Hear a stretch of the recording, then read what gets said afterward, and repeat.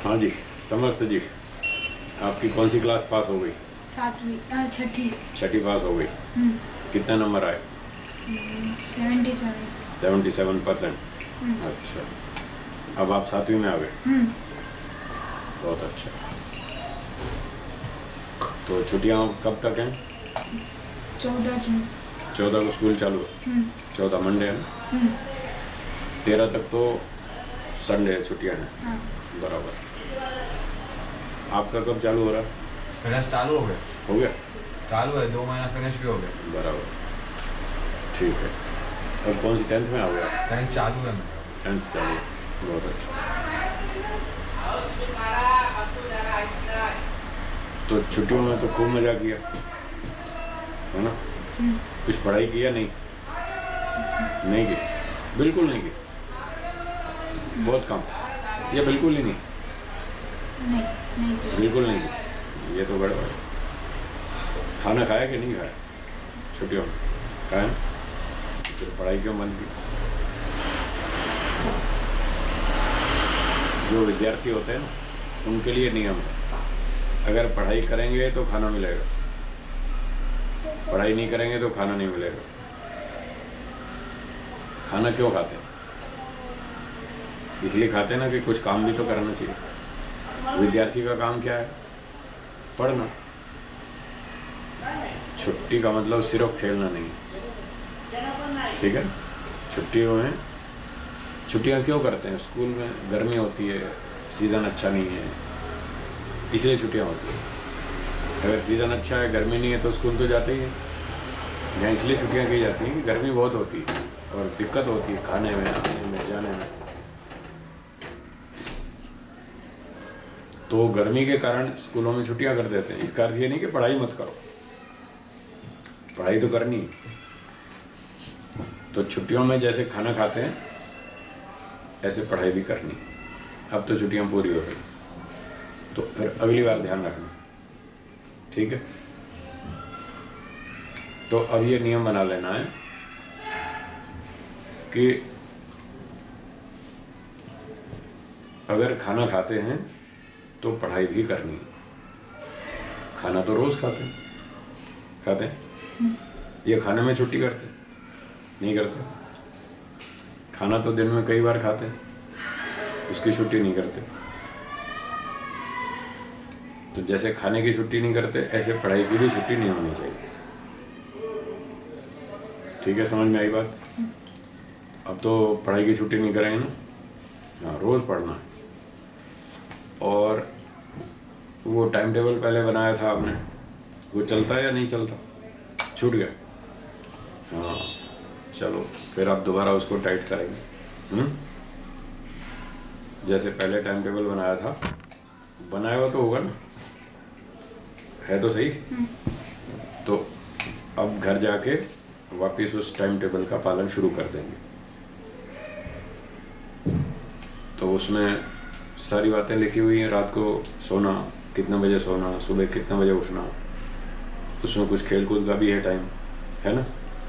और टीवी देखने का भी है, पढ़ने का भी है। तो जो टाइम टेबल बनाया था उसी के हिसाब से अब आगे चलेंगे।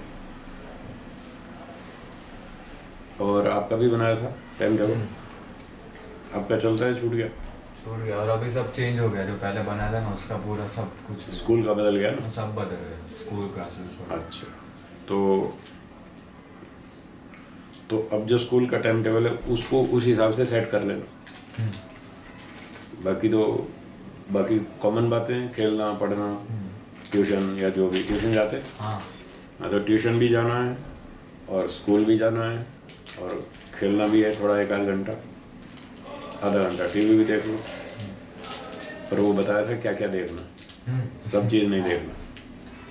टेलीविज़न में सब चीज़ें नहीं देखना, अच्छी देखना। कौन सा बताया था? सीआईडी और डिस्कवरी। सीआईडी देखो, डिस्कवरी देखो, न्यूज़ देखो, नेशनल ज्योग्राफिक देखो। ऐसे अच्छे कार्यक्रम देखना। गुरुजी कार्टून चलता है थोड़े? हाँ, चलो कार्टून देख सकते हैं, आपके लिए ठीक है। आपके लिए कार्टून की छूट है, वो चलेगा। अभी आप छोटे हैं। मगर टाइम टेबल होना चाहिए। इसमें भी अच्छे बुरे कार्टून्स भी आते हैं। हाँ वो भी आते हैं, अच्छे वाले देखने के, ठीक है ना।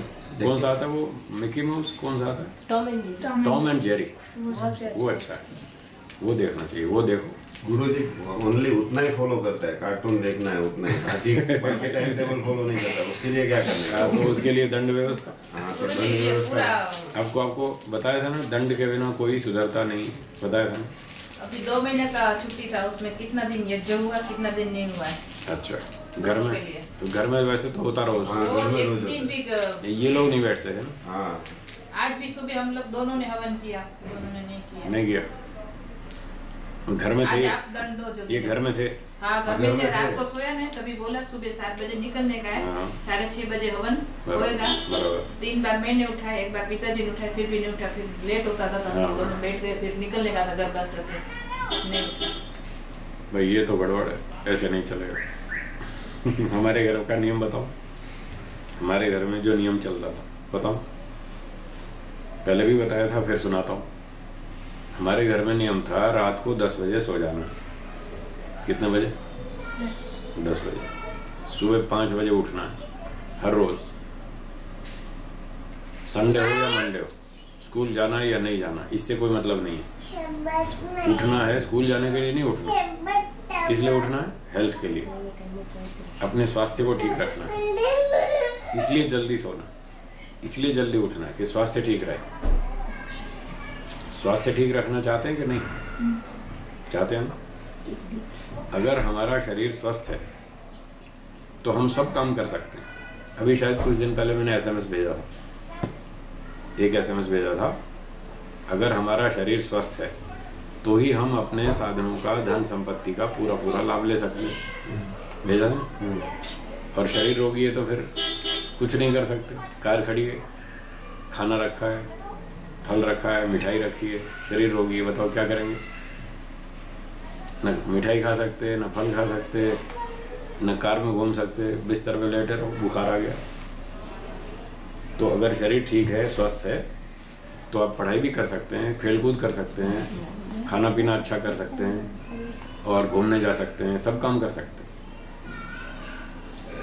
तो ये जो हमको मनुष्य जीवन मिला है, ये सिर्फ मौज मस्ती के लिए नहीं है। मौज मस्ती भी करो, उसके लिए मना नहीं करते हम, पर दोनों का बैलेंस करके चलो, संतुलन बनाओ। पढ़ाई भी करनी, शरीर को बुद्धिमान, शरीर को स्वस्थ बनाना, बुद्धि का विकास करना, बाकी थोड़ा खाना पीना, घूमना, वो भी ठीक है। तो ऐसे दोनों का संतुलन होना चाहिए। तो इस तरह से हमारे घर का नियम बता रहा था, 10 बजे रात को सोना, सुबह 5 बजे उठना, और हमारे पिताजी हमको एक आवाज़ लगाते थे उठने के लिए, बस 2 नहीं। क्या बोलते थे? हाँ भाई 5 बज गए, उठ जाओ, छुट्टी। अब आपकी मर्जी, उठो या मत उठो, दूसरी आवाज़ नहीं लगेगी। 6 बजे तक नहा धो के तैयार होना है। कितने बजे तक? 6 बजे रोज़ हवन होता था हमारे घर में। हम भी आपकी तरह स्कूल जाते थे और हवन करके जाते थे, और नाश्ता खा के जाते थे, टिफ़िन साथ लेके जाते थे। हमारे माता पिता 4 बजे उठते थे। कितने बजे? 4 बजे। और हम बच्चे थे तो हमको 5 बजे उठाते थे। तब तक वो अपना और काम करते रहते थे, सारे जो भी घर के होते हैं, तैयारी करना, नाश्ता भोजन आदि वो सब बनाना। तो 6 बजे नहा धो के तैयार, और 6 बजे हवन में आने का।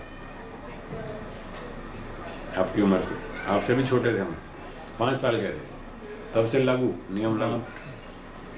5 साल की उम्र से नियम लागू, हवन में आना है हर रोज़, और जो हवन में नहीं आएगा उसका नाश्ता बंद, नो ब्रेकफास्ट, नाश्ता नहीं मिलेगा। स्कूल जाना है तो भूखे जाओ, नाश्ता नहीं मिलेगा जो हवन में नहीं आएगा। ये हमारे घर में नियम लागू था। और फिर जब थोड़े बड़े हो गए, आपको घड़ी दी है पिताजी ने? दिए ना। हाँ, तो जब आप बड़े हो गए तो हम भी बड़े हो गए, तो हमको भी घड़ी मिल गई। जब हम आपकी तरह थोड़े बड़े हो गए तो हमको भी घड़ी मिली, इतने साल पहले। और फिर पिताजी ने दंड लगाया, ये घड़ी आपको इसलिए दी है कि इसको देखो और समय का पालन करो। अगर 6 बजे से लेट आओगे हवन में तो घड़ी वापस छीन लेंगे। आपको जो घड़ी दी हुई है अगर पिताजी वापस ले लें तो नहीं चलेगा ना? हाँ, तो हमको भी ऐसा ही था। तो पिताजी ने कहा लेट आओगे तो घड़ी वापस छीन लेंगे, और नहीं आओगे ना हवन में तो नाश्ता नहीं मिलेगा, और शाम को आपने संध्या नहीं की तो फिर खाना नहीं मिलेगा। ये बचपन से हमारे ऊपर लागू था। और संडे को आर्य समाज में जाना, हर संडे को आर्य समाज जाना। बाकी जहाँ भी जाना हो जाओ, पर सुबह पहले आर्य समाज जाना है। वहाँ का कार्यक्रम 10 बजे तक पूरा हो जाएगा। उसके बाद फिर जो कहीं काम जाना हो तो जाओ। सुबह 7 बजे 8 बजे आप कहीं नहीं जाएंगे संडे को, कोई ऐसा प्रोग्राम नहीं बनाएंगे। संडे को पहले आर्य समाज जाना, 6 दिन घर में हवन, 7वें दिन आर्य समाज। और रोज़ वेद पढ़ना, वेद का पाठ करना, और वेद का मंत्र का स्वाध्याय करना हर रोज़। बचपन से हमारे घर में ऐसा नियम था। हम गुरुकुल में पढ़ने नहीं गए, पर घर में गुरुकुल बना दिया। पिताजी ने हमारे घर में गुरुकुल बना दिया। रात को 10 बजे सोना, सुबह 5 बजे उठना, रोज हवन करना और वेद मंत्र पढ़ना, वेद का स्वाध्याय करना। हमने घर में रहते रहते 101 बार पूरे यजुर्वेद का हवन किया। 101 बार पूरे यजुर्वेद का। यजुर्वेद में 1975 मंत्र है, 25 कम 2000। पूरा 2000 मंत्रों से 25 कम 2000, 101 बार पूरा किया हवन। 8.5 साल तक हमारा ये प्रोग्राम चालू रहा। 8.5 साल। आप सोचो कितना मंत्र क्या होती थी? अब देख लो आप, 2000 को 101 से गुना कर लो, 20,000 हो गए, 2 लाख हो गए। दिन में कितना टाइम बैठते थे? आधा घंटा सुबह हवन में। हर रोज थोड़े थोड़े 50-60 मंत्र रोज बोलते थे। 50-60 65 मंत्रों से रोज आहुति देते थे। एक महीने में साथ में बैठते सब पूरे घर के लोग। सबके ऊपर नियम था, जो हवन में नहीं आएगा नाश्ता नहीं मिलेगा। सबके ऊपर नियम, तो सारे इकट्ठे बैठते थे। और 6 बजे करेक्ट। तो 101 बार पूरा किया। एक महीने में हम 1 बार कंप्लीट कर देते। पहले दैनिक यज्ञ करके बाद में बस पहले दैनिक कर लिया, उसके बाद फिर 50-60 मंत्रों से 65 मंत्रों से, कभी 70 हो गए, कभी 60 हो गए, एवरेज 65 मंत्र आते हैं। तो 30 दिन के 65 से गुना करो, लगभग 1819 हो गए 1975। तो एक महीने में हम पूरा कंप्लीट कर देते थे। 101 महीने तक 8.5 साल होते हैं। 8 साल 5 महीने, इतना लंबा हमारा ये कार्यक्रम चला। और फिर उसके अतिरिक्त और वेद पाठ भी हम करते रहते थे। कभी ऋग्वेद, कभी कोई और कभी कोई। 4 वेदों के मंत्रों का पाठ किया हमने। बाद में बायड हो जाता है ना मंत्र। तो 101 बार पढ़ लिया तो पूरे रट से ऐसे गए थे हमको उस समय। तो ऐसे ऐसे हमारे घर का सब वातावरण था और ऐसे कार्यक्रम चलते थे। तो अब आप बताओ घर में गुरुकुल हो गया कि नहीं? सिर्फ पढ़ने स्कूल जाते थे, बाकी तो सारा कार्यक्रम घर गुरुकुल जैसा ही था घर में। तो इस तरह से अब आपके ऊपर भी नियम लागू करेंगे। अब आप बड़े हो रहे हैं, छोटे नहीं हैं, ठीक है ना? तो जो टाइम टेबल बनाया है उसका पालन करना, समय का पालन करना। घड़ी आपके पास है और घर में कई घड़ियाँ लगी हैं आपके, कई कमरों में घड़ियाँ लगी है ना? सब कमरों। हाँ, सब कमरों में घड़ी है। ये शिकायत नहीं चलेगी, बहाना नहीं चलेगा साहब घड़ी नहीं थी, हमें पता नहीं चला। घड़ियाँ खूब हैं आपके घर में और आपके पास अपनी घड़ी भी है। तो इसलिए वो तो बहाना नहीं चलेगा कि घड़ी का पता नहीं था, टाइम पता नहीं चला। समझ मुक्ति देते पढ़ने से। तो इस तरह से अब हर रोज़ का नियम पक्का, हवन में बैठना है। स्कूल कितना बजे जाते हैं? 7:30। 7:30। तो हम तो 7 बजे हाँ मैं बता रहा था 6:30 बजे हवन करते थे। 6:30 तक हवन पूरा, उसके बाद नाश्ता। 6:45 घर से निकलते थे, 7 बजे की बस पकड़ते थे और 7:30 स्कूल। आप तो 7:30 घर से निकलते और हम तो 6:45 निकलते थे। तो भी हम हवन करके 7 बजे बैठते हैं हवन करने के लिए। सामने घर है ना, तो बेनिफिट है। हाँ, तो पास में है तो टाइम बचता है। कितना पास में? घर के सामने ही स्कूल है। और हमारा स्कूल कहाँ था? हमारा स्कूल पता है कहाँ था? घर से 6 किलोमीटर दूर। अच्छा। तो आपका तो घर के सामने है। घर के सामने। तो आपका तो टाइम बच गया ना इतना। 6 मीटर भी नहीं है। तो फिर हमारा कितना पौना घंटा टाइम सिर्फ वहाँ पहुँचने के लिए लगता। 6:45 घर से निकलते, 7 बजे की बस पकड़ते, उसमें 1 किलोमीटर पैदल चलते थे। 6:45 से 7 तक पैदल चलते थे और ठीक 7 बजे बस छूटती थी। 7:20 पे हमको वहाँ बस स्टॉप पे उतारती थी। 20 मिनट का बस का रूट। फिर वहाँ से हम 5-7 मिनट पैदल चल के और ठीक 7:30 स्कूल पहुँच जाते थे। तब भी हम 6 किलोमीटर दूर जाते थे तो भी हम टाइम पर पहुँच जाते थे और हवन करके जाते थे, और नाश्ता खा के और टिफ़िन साथ में लेके लंच का, रिसेस का, वो भी साथ ले जाते थे। तो आपका तो सामने ही घर है, आपको तो फिर ज़रूर बैठना चाहिए हवन में, ठीक है ना? पक्का? आपका दोनों का एक ही स्कूल है तो बस बढ़िया है, फिर तो और भी आसान है। दोनों साथ में अपना टाइम टेबल चलाओ, एक साथ सोना, एक साथ उठना, एक साथ अपनी दिनचर्या, और हवन भी करना रोज़ डेली, ठीक है जी? तो अब आप इनके लिए ये नियम लगाएं कि अगर हवन में नहीं आएंगे तो उस दिन सुबह नाश्ता दूध नहीं मिलेगा। बोलो भाई, स्वीकार है? हाँ। पक्का? पक्का? बस तो आज कागज़ पे लिखना है, आज संकल्प लिखना है कि हम आज से आगे हर रोज़ हवन में बैठेंगे, और जिस दिन हवन नहीं करेंगे उस दिन हमारा नाश्ता बंद होगा। ये लिखना आज कागज़ पे। तो आज का सूत्र ये हो गया आपका, ठीक है? आप कहते हैं रोज़ हमको एक सूत्र दें, तो आज का सूत्र ये हो गया कि अब हर रोज़ हवन में बैठना। जो व्यक्ति हवन नहीं करता उसको भोजन खाने का अधिकार नहीं है। अच्छा, एक छोटा सा सवाल, पहले धार्मिक बनना चाहिए या पहले विद्वान बनना चाहिए? पहले क्या बनना चाहिए? पहले धार्मिक। तो अगर हम स्कूल जाते हैं तो हम विद्वान बनते हैं, विद्या पढ़ते हैं तो बुद्धि बढ़ती है, विद्या का विकास होता है, और हवन करते हैं तो हम धार्मिक बनते हैं, ठीक है ना? तो हवन करते हैं तो क्या बनते हैं? धार्मिक। और स्कूल जाते हैं तो क्या बनते हैं? विद्वान। तो पहले क्या बनना चाहिए? तो इसका मतलब पहले हवन करो फिर स्कूल जाओ। खाना बंद, नाश्ता बंद, ये तो थोड़ा दंड है, आगे और कड़क दंड पता है क्या मिलेगा? जो हवन नहीं करेगा उसको स्कूल बंद। पहले धार्मिक बनो फिर विद्वान बनो। जो धार्मिक नहीं बनता उसको विद्वान क्यों बनाना? आपने खुद ही बोला ना, मैंने तो नहीं कहा, आपने खुद बोला धार्मिक पहले बनना चाहिए। तो पहले धार्मिक बनने का मतलब पहले हवन करो, स्कूल बाद में। जो हवन नहीं करता उसकी ट्यूशन पढ़ाई बंद। अब पता पसीना आ जाएगा जब स्कूल ट्यूशन बंद कर देंगे ना तो पसीना आएगा। तो इसलिए धार्मिक बनना ज़रूरी है। चाहे 2 क्लास कम पढ़ेंगे कोई चिंता नहीं है, विद्वान थोड़े कम होंगे तो कोई समस्या नहीं है, दाल रोटी खाने को मिलेगी, लेकिन धार्मिक पहले होना चाहिए। अगर व्यक्ति धार्मिक नहीं है और बुद्धि का विकास कर लिया उसने, पढ़ लिख गया, तो आज देखो नगरों में लोग क्या कर रहे हैं। नगरों के पढ़े लिखे लोग, कॉलेजों के पढ़े हुए, ये डॉक्टर, इंजीनियर, प्रोफेसर, साइंटिस्ट और जो भी पढ़े लिखे लोग हैं, ये दुनिया को ज़्यादा दुख दे रहे हैं कि नहीं? गांव का अनपढ़ आदमी जो कम पढ़ा लिखा है वो दुनिया को उतना दुख नहीं देता जितना ये नगरों के पढ़े लिखे लोग देते हैं। ठीक बात है ना?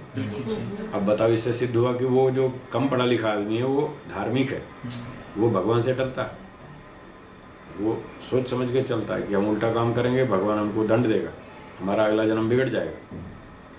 तो ये देखो धार्मिकता का परिणाम। धार्मिक होने से व्यक्ति ठीक काम करता है और कम दोष करता है, अच्छे काम अधिक करता है। और अगर धार्मिक नहीं बनेंगे और विद्वान बन गए तो फिर बुद्धि का दुरुपयोग तो कर ही रहे हैं लोग, तो फिर उससे तो हमारा भविष्य और ख़राब हो जाएगा। ये जन्म भी खराब होगा और अगला भी, दोनों बिगड़ जाएंगे। तो अब बताओ क्या करना है? ये जन्म और अगला जन्म अच्छा बनाना है या बिगाड़ना है? अच्छा बनाना है, ठीक है ना? बस तो बुद्धिमत्ता की बात यही है कि ये जन्म भी अच्छा बनाओ, अगला भी अच्छा बनाओ। उसके लिए सबसे पहला उपाय धार्मिक बनो। तो सुबह हर रोज़ हवन करने का, उसके बाद नाश्ता, फिर स्कूल, सब बात पीछे, पहले हवन। तो हमारे पिताजी ने, हमारे माताजी ने, दोनों ने घर में बहुत बढ़िया कड़क नियम लगा रखे थे और पूरा डिसिप्लिन था कि सुबह अगर हवन नहीं किया तो नाश्ता नहीं, और शाम को संध्या नहीं की तो खाना नहीं, ऐसा। तो शाम को संध्या आती है आपको? शन्नो देवी रविष्ट पूरी आती है। तो बस तो फिर शाम को संध्या भी करनी है। शाम को संध्या करो, फिर खाना खाओ, खाने से पहले संध्या कर लो। तो 5-10 मिनट तो लगते ही। अभी तो आपको अर्थ से ज़्यादा तो आते नहीं, तो खाली मंत्र पाठ तो करो।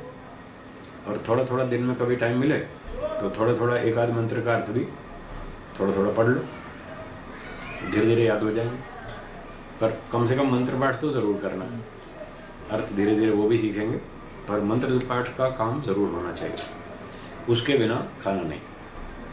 शाम को संध्या के बिना खाना नहीं, और सुबह हवन के बिना नाश्ता नहीं। तो ये आपका नियम पक्का हो गया, ठीक है जी, आपका भी पक्का हो गया, बहुत अच्छा। तो आज फिर इस बात को दोनों को कागज़ पर लिखेंगे कि सुबह का हवन करेंगे, शाम को संध्या करेंगे, फिर हमको खाना मिलेगा। बहुत अच्छा। अब आपकी और कोई समस्या हो तो बोलो, कोई प्रश्न हो तो बताओ।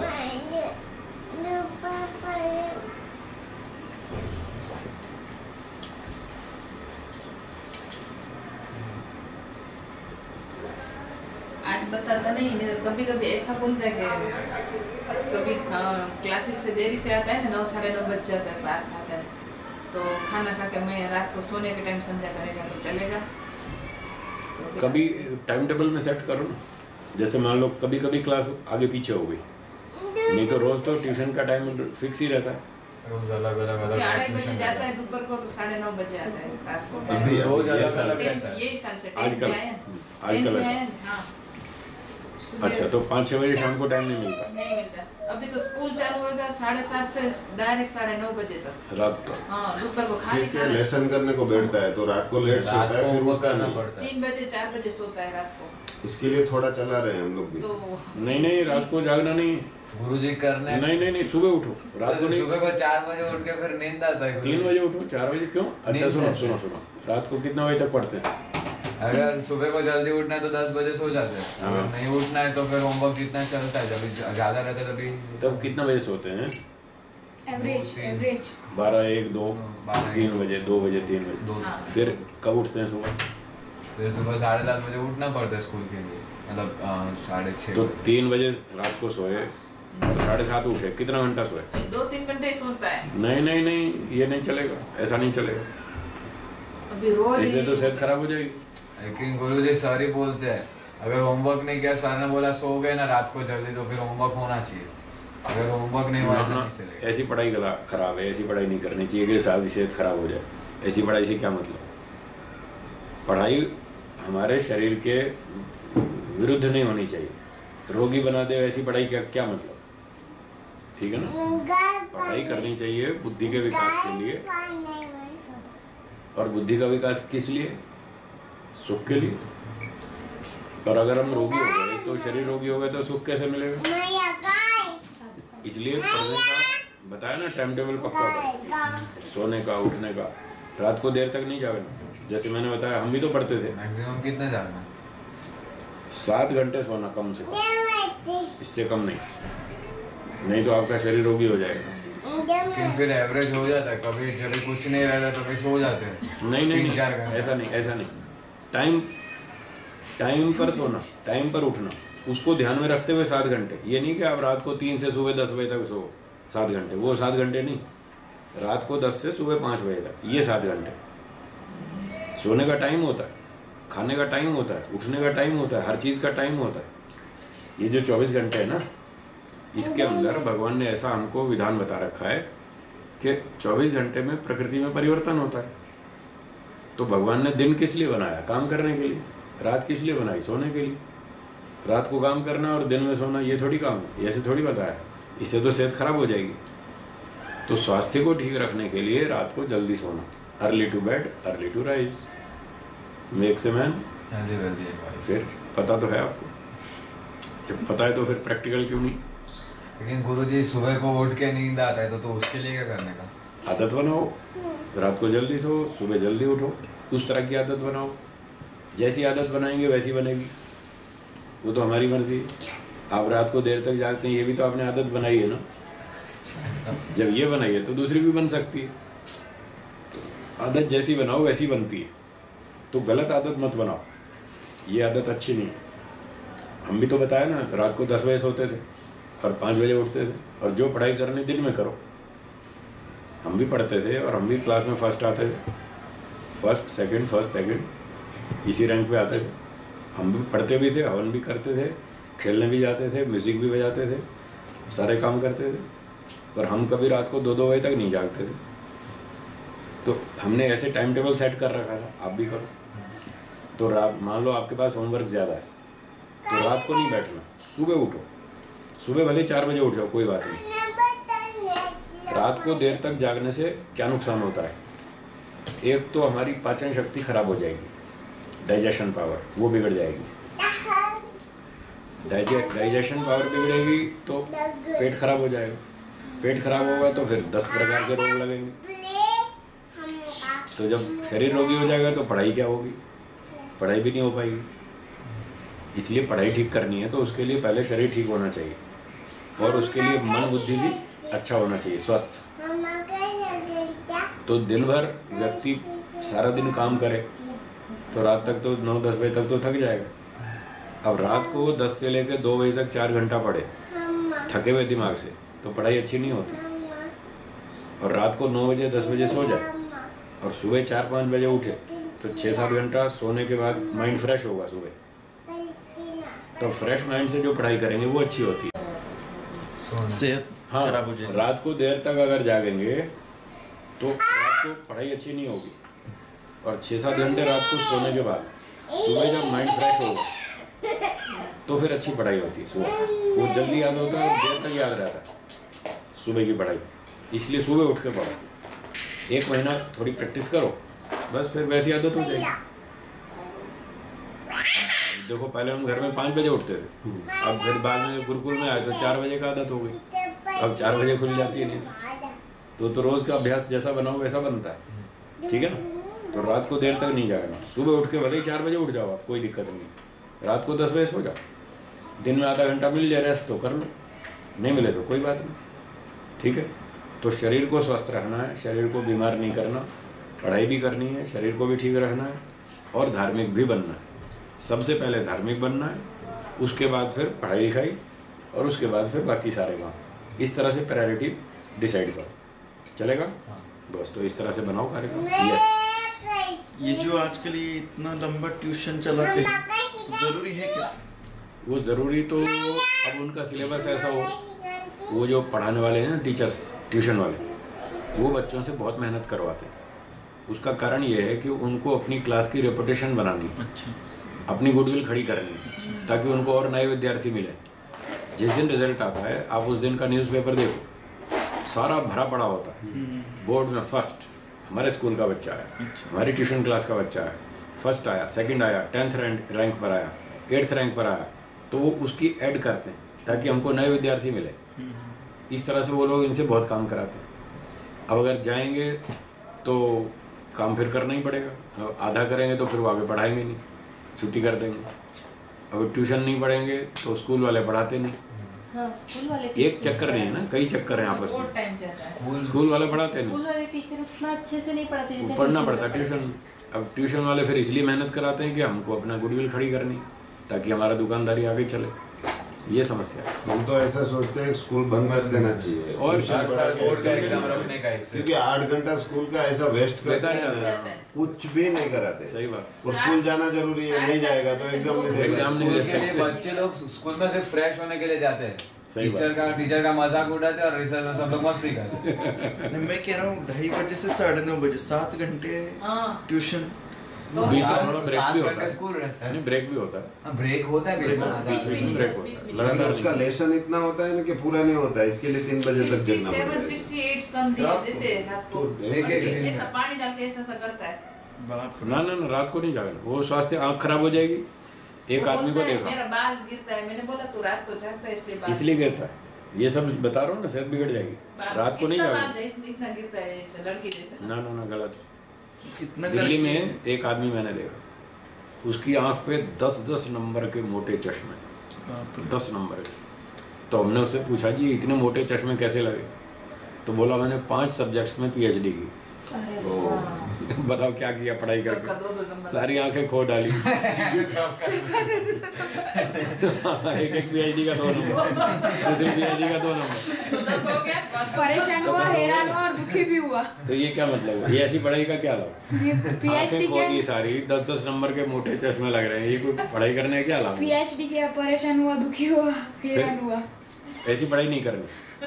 पढ़ाई करो, ठीक ढंग से करो, बुद्धि का विकास करना है, जीवन में सुख प्राप्त करना है, दुखी नहीं होना। अगर शरीर रोगी हो गए तो वो पढ़ाई के क्या काम आएगी? इसलिए पढ़ाई करो, उतनी करो, दाल रोटी खाने को मिल जाए बस, बाकी कोई इच्छाएं तो पूरी होने वाली नहीं। किसी की इच्छाएं पूरी होती, सब एडमिशन के लिए गड़बड़, एडमिशन नहीं मिलता है आगे जाके, वही समस्या है। इतनी समस्या आ वो गई है। ट्यूशन थोड़ा कम नहीं कर सकते कि 1-2 सब्जेक्ट करनी पड़ती। रिजल्ट खराब हो जाएगा ना, फिर एडमिशन नहीं मिलता अभी है, इसका इतना खराब क्लासेस हो का गया क्या ना। रूल बनाया है सर ने, 80% जो मिलेगा ना तो पास नहीं तो फिर 30 में से 24 के नीचे मिला तो फेल है, रिपीट करके आ क्लासेस सकता का हूँ, रूल है। रिपीट करके आओ। मतलब फिर से एग्जाम देने का, एक बार हाँ। चांस देगा, नहीं देगा तो उसको 5 बार लिखने का, ऐसा हाँ, वही तो। मतलब उनको अपनी गुडविल खड़ी करने के लिए बस, बस, बच्चों से मेहनत करवानी। और 35-40 हजार रुपया फीस, सही बात। 35,000 करो, कोई बात नहीं। अब जो है 10वीं 12वीं करो, आगे फिर जो भी करना है करो, ग्रेजुएशन तक तो करो, आगे फिर सोचेंगे क्या करें। मतलब ये है कि स्वास्थ्य को भी ध्यान में रखना है और उसको ध्यान में रखते हुए फिर पढ़ाई करो। जरूरी थोड़ी है कि सबके सब IPS बनेंगे या सबके सब IAS बनेंगे।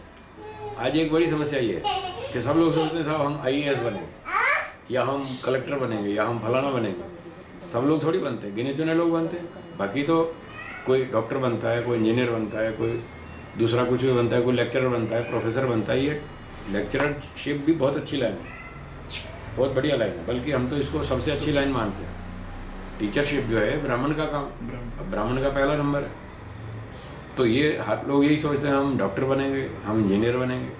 और सैलरीज उसमें भी आजकल बहुत बढ़ गई। खूब मिलती है, हाँ खूब मिलती है। और कोटा में जो तैयारी कराते हैं ना, वो अच्छे अच्छे कोर्सेज की 1-1 करोड़ रुपया कमाते हैं। एक साल का 1 करोड़ सैलरी उनकी, 1 करोड़ सैलरी 70 कोटा में। हाँ, वो कोई खास सिलेबस होते हैं उनके, IIT हाँ IIT IIT के वो सिलेबस की तैयारी कराते हैं। 90 लाख 95 लाख 1-1 करोड़ रुपया उनको तनख्वाह मिलती है साल की। बढ़िया। फीस ही उतना लेता है ना, हाँ फीस ही उतना लेता है। हाँ, उतना लेते हैं। वो बनने के लिए कितना? वो पढ़ते हैं, वो भी ऐसी पढ़ाई करते हैं, फिर उसके बाद वो इतना कमाते हैं। चलो हम इतना नहीं कमाएंगे, दाल रोटी तो मिलेगी, अपनी दाल रोटी मिलनी चाहिए और क्या। बाकी धीरू भाई ने बहुत पैसे कमाए, फिर कितने ले गए साथ, सब यहीं छोड़ के जाएंगे। इतना क्या करना है, अपना जीने के लिए साधन मिलना चाहिए, बहुत है।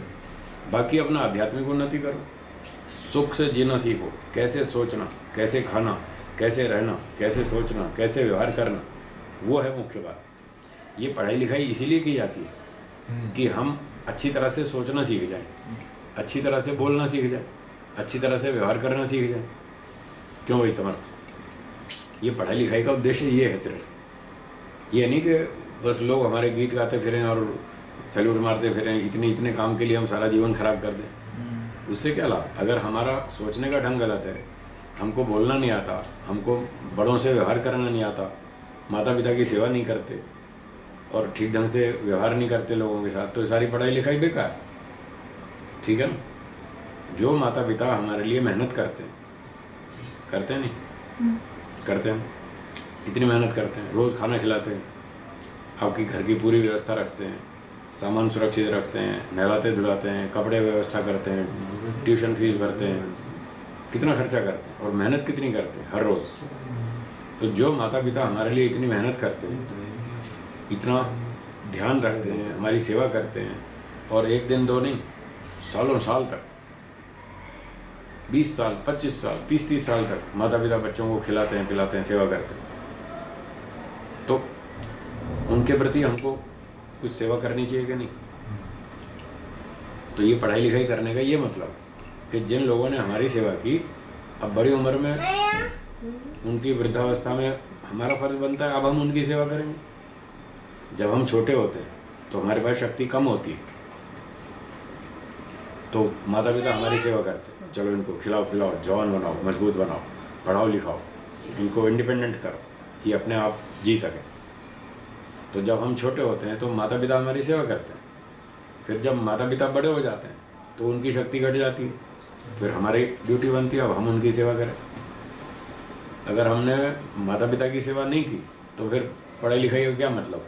बेकार, कोई लाभ नहीं। तो पढ़ने लिखने का ये मतलब है कि हम अच्छी तरह से सोचें, अच्छी तरह से सारे काम करें, अपने शरीर को भी ध्यान में रखें, स्वस्थ रहें, बुद्धि का विकास करें, धार्मिक बने, आस्तिक बने, और स्वयं भी सुखी रहें, माता पिता को सुख दें, समाज के लोगों को सुख दें, देश के लिए कुछ अच्छा काम करें, जैसे सरदार पटेल ने किया, लाल बहादुर शास्त्री जी ने किया कि नहीं? महाराणा प्रताप, वीर शिवाजी, चंद्रशेखर आज़ाद, कितने अच्छे अच्छे महापुरुष हुए। वो विचार टीवी वाला आप देखते नहीं, सीरियल बनाए नहीं, अच्छे अच्छे बनाए कि नहीं? तो उन लोगों ने कितनी मेहनत की, देश के लिए, धर्म के लिए, समाज के लिए कितना अच्छा काम किया। तो उनकी जो हम बचपन की घटनाएं भी सुनते हैं और आगे चल के भी उन्होंने बड़ा काम किया, ऐसे हमको बनना है। बाकी वो उनकी फिल्मी हीरो की नकल नहीं करना। हाँ, कोई शाहरुख खान और कौन कौन से होते हैं पता नहीं वो बहुत सारे आते रहते हैं ना, तो उनकी नकल नहीं करना। वो तो सब ऐसे ही भ्रष्ट लोग, खाम खा अपना जीवन खराब कर रहे हैं, दूसरों को खराब कर रहे हैं। उनकी नकल नहीं करना। अच्छे अच्छे महापुरुषों को देखो, उनके जीवन चरित्र को देखो, इतिहास को देखो, उनके कार्यों को देखो, उनका उत्साह देखो, फिर उस तरह से हमको सोचना। तो सारी पढ़ाई का मतलब ये है, खुद भी सुखी रहना, दूसरों को भी सुख देना, इस तरह से काम करो। कोई सबको अफसर बनना कोई ज़रूरी नहीं। महर्षि दयानंद कौन सी वहाँ के मंत्री थे, स्टेट के? कोई मुख्यमंत्री थे क्या? थे क्या? नहीं थे ना। और देखो कितने अच्छी तरह से बढ़िया काम करके गए, आज तक लोग याद कर रहे हैं, आगे भी करेंगे। कितना अच्छा काम करके गए देश के लिए, धर्म के लिए। तो ऐसे ऐसे काम हमको करने चाहिए। तो रात को नहीं जागना है, सुबह उठ के पढ़ाई करो। अपना मोबाइल आपके पास है ही, उसमें अलार्म होता ही, तो जब भी उठना हो अपना अलार्म लगाओ, सुबह 4 बजे उठना, उठ के सुबह पढ़ाई करो। अब तो मोबाइल सबके पास है। अच्छा। और हर एक के मोबाइल में अलार्म होता ही है। और अपना काम खुद करना सीखो। आप अपना सामान खुद रखते हैं कि नहीं अपनी जगह पर, या मम्मी रखती है, माता जी? कौन रखता है? वो रखती है ना। कपड़ा और वो सब माता जी। अच्छा, और पुस्तकें? नहीं, वो आप रखती है। अच्छा, और जूते चप्पल? अच्छा, और कपड़े वो रखती है। अच्छा, और बाकी अपना खुद? कपड़ा और खाना पीना वो सब। हाँ, वो ठीक है। चलो वो उनको कर लेने दो। बाकी अपना सामान खुद संभाल के रखने का। बुक्स कहाँ रखी हैं, नोटबुक्स कहाँ रखी हैं, पेन कहाँ रखा है, स्टेशनरी जो भी है सामान, और उसी जगह से उठाना और यूज़ करना और वापस वहीं रखना। ये नहीं कि आज यहाँ रख दिया कल वहाँ रख दिया, ऐसे नहीं। जगह बदलेंगे ना तो फिर आपको समस्या खड़ी होगी। एक दिन यहाँ रखा, फिर दूसरे दिन वहाँ रखा, फिर तीसरे दिन वहाँ रखा, फिर अगले दिन सोचेंगे वो सामान नहीं मिलता, कहाँ रखा है। एक ही जगह फिक्स रखो। जूते कहाँ रखने, चप्पल कहाँ रखनी, मोजे कहाँ रखने, और अपनी बुक्स कहाँ रखनी, नोटबुक्स कहाँ रखनी। हर चीज़ का सामान का स्थान निश्चित रखो, वहीं रखना, वहीं से उठाना, यूज़ करना, फिर सेफली अच्छी तरह सुरक्षित वहीं रखना। तो ऐसी आदत अभी से बनाएंगे ना तो जीवन में बहुत सुखी रहेंगे और कोई काम नहीं मिलेगा। ठीक है जी। तो चलो आज का पाठ यहीं तक। आज बच्चों की बात हो गई, थोड़ी साथ साथ आपकी भी हो गई, थोड़ी थोड़ी। बाकी कल फिर आगे चलाएंगे। अब